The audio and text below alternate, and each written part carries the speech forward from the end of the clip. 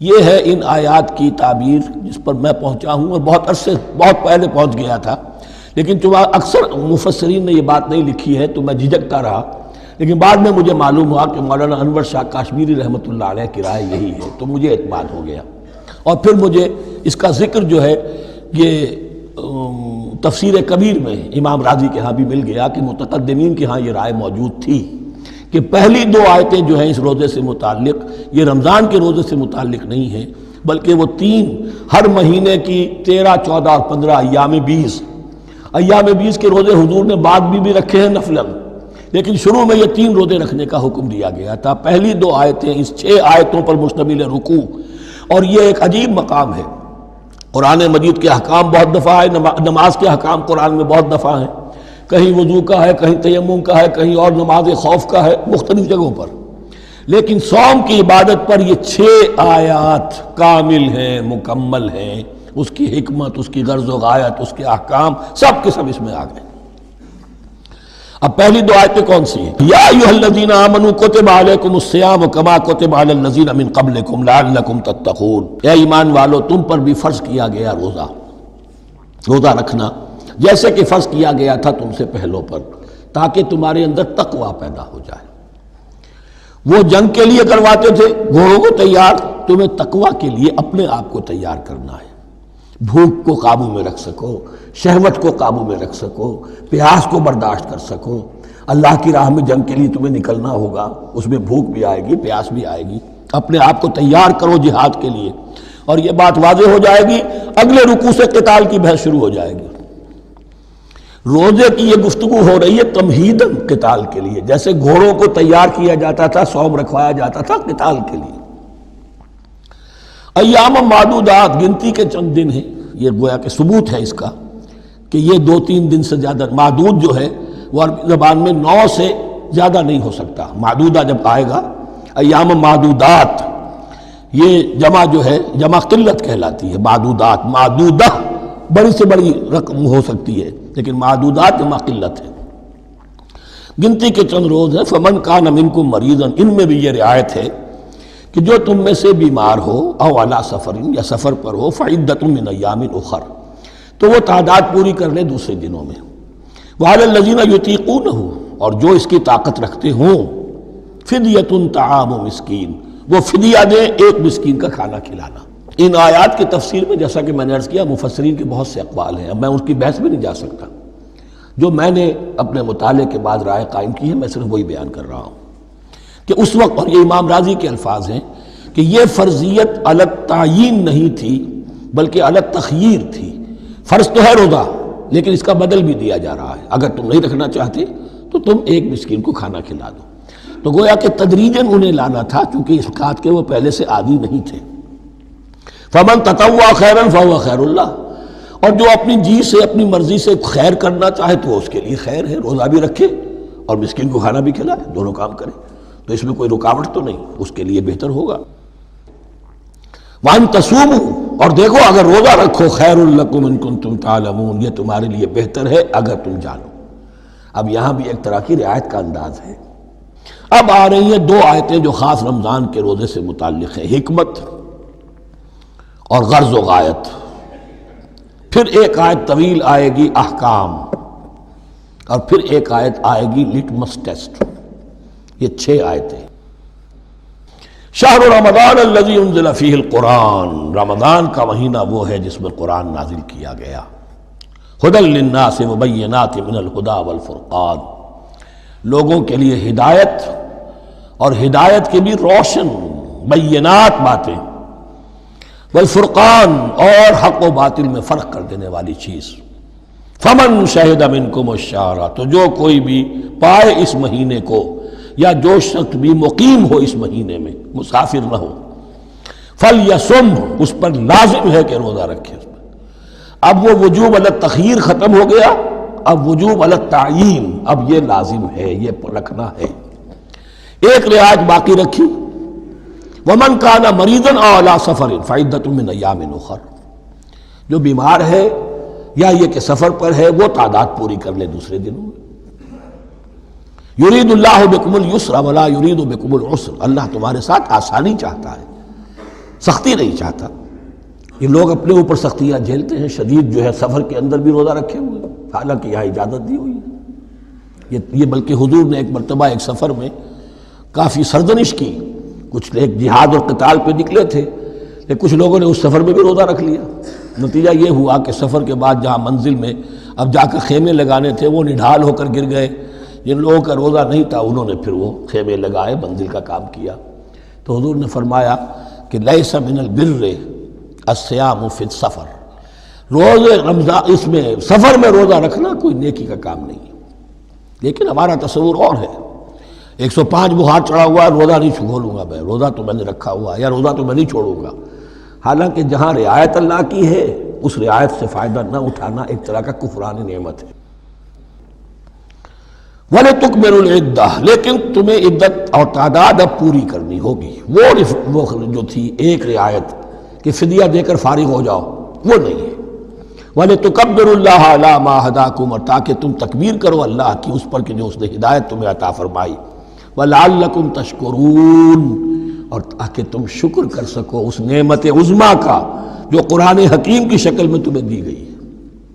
اس موضوع پر میرا کتابچہ عظمت صوم اور عظمت صیام و قیام قرآن، اس میں یہ سارے مضامین تفصیل سے آئے ہیں. کیا حکمت ہے، کیا غرض و غایت ہے، کیا مقصد ہے، اور آخری منزل کیا ہے.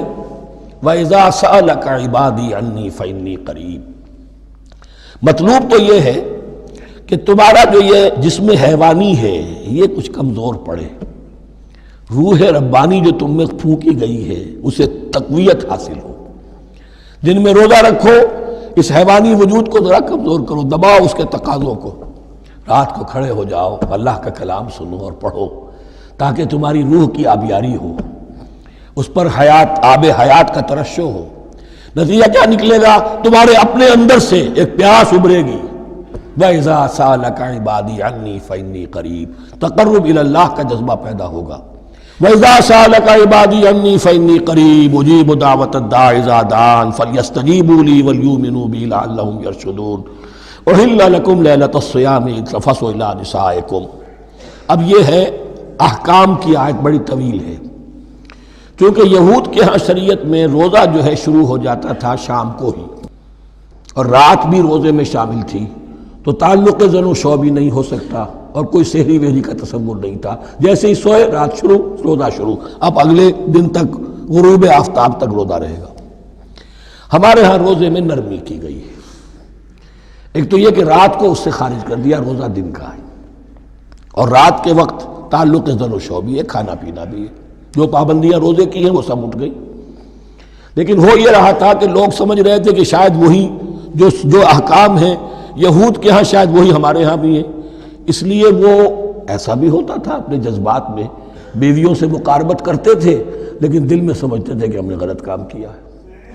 یہاں اب ان کو اطمینان دلایا جا رہا کہ نہیں. أُحِلَّ لَكُمْ لَيْلَةَ الصِّيَامِ الرَّفَثُ إِلَىٰ نِسَائِكُمْ، حلال کر دیا گیا ہے تمہارے لیے روزے کی راتوں میں اپنی بیویوں کے پاس جانا. ہن لباس لکم وانتم لباس لہن، وہ پوشاک ہے تمہارے لیے، تم پوشاک ہو ان کے لیے. بڑا بلیغ کنایا ہے یہ. جیسے لباس میں اور جسم میں کوئی پردہ نہیں ہے، لباس ہی تو پردہ ہے نا، لباس میں اور جسم میں تو کوئی پردہ نہیں، ایسے ہی بیوی میں اور شوہر میں کوئی پردہ نہیں. ہن لباس لکم وانتم لباس لہن. ویسے بھی انسان کے اخلاق کی حفاظت کرنے والی، مرد کے اخلاق کی حفاظت کرنے والی بیوی ہے، بیوی کے اخلاق کی حفاظت کرنے والا مرد ہے. وہ مجھے اقبال کا شعر یاد آ رہا تھا، تعلیم نئی ہو کہ پرانی، نسوانیت زن کا نگہباں ہے فقط مرد. نہ پردہ نہ تعلیم نئی ہو کہ پرانی، نسوانیت زن کا نگہباں ہے فقط مرد. بہرحال ایک دونوں کے لیے وہ ایک ضرورت بھی ہے، ان کی پردہ پوشی بھی کرتے ہیں ایک دوسرے کی، اور اس طریقے سے لباس کی جو ہے اس میں کنایا کیا گیا. علم اللہ انکم کنتم تختانون انفسکم، اللہ کے علم میں ہے کہ تم اپنے آپ کے ساتھ خیانت کر رہے تھے، ایک کام کر رہے تھے جو گناہ نہیں ہے لیکن تم سمجھتے تھے گناہ ہے، تو اپنے آپ سے خیانت ہو گئی کہ نہیں؟ اصلاً وہ گناہ نہیں تھا لیکن تمہارے علم میں نہیں تھا، لیکن تم یہ سمجھتے ہوئے بھی کہ یہ ممنوع ہے اس کا ارتکاب کر رہے تھے. علم اللہ انکم کنتم تختانون انفسکم فتاب علیکم، تو اللہ نے تم پر نظر رحمت فرمائی، وعفا عنکم، اور بخش دیا، معاف کر دیا، جو بھی خطائیں ہو گئی ہیں وہ سب کے سب معاف سمجھو۔ فالآن باشروہن، اب ان کے ساتھ جو بھی تعلق شے ہے وہ قائم کرو، وابتغوا ما کتب اللہ لکم، اور تلاش کرو، حاصل کرو جو کچھ اللہ نے تمہارے لیے لکھ دیا ہے۔ کیا لکھ دیا ہے؟ ایک تو اولاد تعلق زن و شو میں، اور ایک سکون ہے کہ جو اللہ تعالیٰ نے اس میں رکھا ہے، لِتَسْكُنُوا إِلَيْهَا، قرآن مجید میں یہ الفاظ آئے، ایک تسکین ہے، سکون ہے، اعصاب کا تناؤ جو ہے وہ اس کے بعد جو ہے اس کے اندر ایک سکون کی کیفیت پیدا ہو جاتی ہے۔ اور یہی اس میں حکمت ہے کہ حضور اپنے ہر سفر میں ہم ایک زوجہ محترمہ کو ضرور ساتھ رکھتے تھے، اس لیے کہ قائد کو، سپہ سالار کو کسی وقت بڑی ایسی یعنی پریشان کن صورتحال میں فیصلے کرنے پڑتے ہیں، جذبات پر دباؤ ہوتا ہے اور اعصاب پر دباؤ ہوتا ہے، تو ساتھ اگر کوئی اہلیہ بھی موجود ہو تو اس میں، اور اس کے بہترین مواقع سیرت میں آئے ہیں، وہ پھر کسی وقت میں بیان کروں گا۔ وَابْتَغُوا مَا كَتَبَ اللَّهُ لَكُمْ وَكُلُوا وَاشْرَبُوا حَتَّى يَتَبَيَّنَ لَكُمُ الْخَيْطُ الْأَبْيَضُ مِنَ الْخَيْطِ الْأَسْوَدِ مِنَ الْفَجْرِ، اور کھاؤ اور پیو یہاں تک کہ واضح ہو جائے تمہارے لیے سفید دھاری فجر کی سیاہ دھاری سے، یعنی یہ پاؤں پھٹنے کے لیے استعارہ ہے کہ جب سفیدہ نمایاں ہوتا ہے ایک لکیر کی طرح، پاؤں پھٹ گئی، اس وقت تک کھانے پینے کی چھوٹ ہے، سحری جو ہے آپ کر سکتے ہیں، بلکہ کلو واشربو، کھاؤ اور پیو، اور اس کی حدیث میں تاکید آئی ہے، اور یہ بھی فرمایا ہمارے اور یہود کے روزے کے مابین سحری جو ہے وہ فرق ہے، تسحروا فإن فی السحور برکہ، سحری ضرور کیا کرو اس لیے کہ سحری میں برکت ہے۔ ثم اتموا الصیام الی اللیل، پھر رات تک روزے کو پورا کرو۔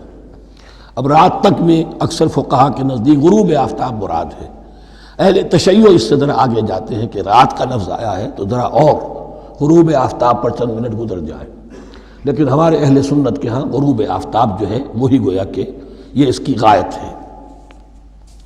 وَلَا تُبَاشِرُوهُنَّ وَأَنْتُمْ عَاكِفُونَ فِي الْمَسَاجِدِ، لیکن یہ رعایت جو تمہیں دی جا رہی ہے اس میں ایک استثناء ہے، جب تم معتکف ہو مسجدوں میں تو پھر اپنی بیویوں سے کوئی تعلق قائم نہ کرو۔ وَلَا تُبَاشِرُوهُنَّ، مت ان سے مباشرت کرو، وَأَنْتُمْ عَاكِفُونَ فِي الْمَسَاجِدِ، جبکہ تم مسجدوں میں اعتکاف میں ہو، آخری عشرے میں جو اعتکاف ہوتا ہے۔ تِلْكَ حُدُودُ اللَّهِ فَلَا تَقْرَبُوهَا، یہ اللہ کی حدود ہے، ان کے قریب مت جاؤ۔ بعض جگہ پر آتا ہے فلا تعتدوها، ان حدود کو عبور نہ کرو، ان سے تجاوز نہ کرو، تو حرام تو یہی شے ہوگی کہ حدود سے تجاوز کیا جائے، لیکن احتیاط اس میں ہے to keep at a safe distance, ذرا دور رہو، آخری حد تک چلے جاؤ گے تو اندیشہ ہے کہ کہیں اس حد کو کراس نہ کر جاؤ۔ فلا تقربوها، اللہ کے حدود سے ذرا ایک سیف ڈسٹینس کے اوپر رہنا ضروری ہے۔ کذالک یبین اللہ آیاتہ للناس، اسی طرح اللہ تعالیٰ واضح کرتا ہے اپنی نشانیاں لوگوں کے لیے، لعلہم یتقون، تاکہ وہ تقوی کی روش اختیار کر سکے، بچ سکے۔ اب وہ لٹمس ٹیسٹ والی آیت آ گئی، تقوی کا ٹیسٹ کیا ہے؟ روزہ اس لیے فرض کیا کہ تقوی پیدا ہو جائے، یہ سارے احکام تمہیں دیے جا رہے ہیں تاکہ تمہیں تقوی پیدا ہو جائے۔ ٹیسٹ کیا ہے؟ عقل حلال، یہ نہیں ہے کوئی نیکی نہیں۔ وَلَا تَأْكُلُوا أَمْوَالَكُمْ بَيْنَكُمْ بِالْبَاطِلِ، اپنے مال آپس میں باطل طریقوں سے ہڑپ نہ کرو۔ وَتُدْلُوا بِهَا إِلَى الْحُكَّامِ، اور اپنے مال کو ذریعہ نہ بناؤ حکام تک پہنچنے کا، لِتَأْكُلُوا فَرِيقًا مِنْ أَمْوَالِ النَّاسِ بِالْإِثْمِ، تاکہ تم لوگوں کے مال کو ہڑپ کر سکو گناہ کے ساتھ، وَأَنْتُمْ تَعْلَمُونَ، اور تم اس کو جانتے بوجھتے کر رہے ہو۔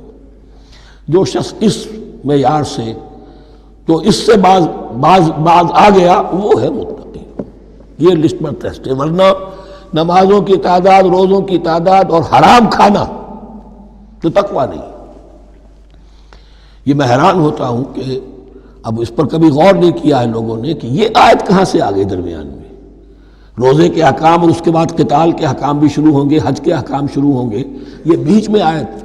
واقعہ یہ ہے کہ جیسے روزے کی حکمت کا نقطہ عروج کیا ہے، وَإِذَا سَأَلَكَ عِبَادِي عَنِّي فَإِنِّي، روح انسانی میں ایک طلب پیدا ہو جائے تقرب اللہ کی۔ اسی طرح احکام صوم میں جو کلائمیکس ہے وہ یہ ہے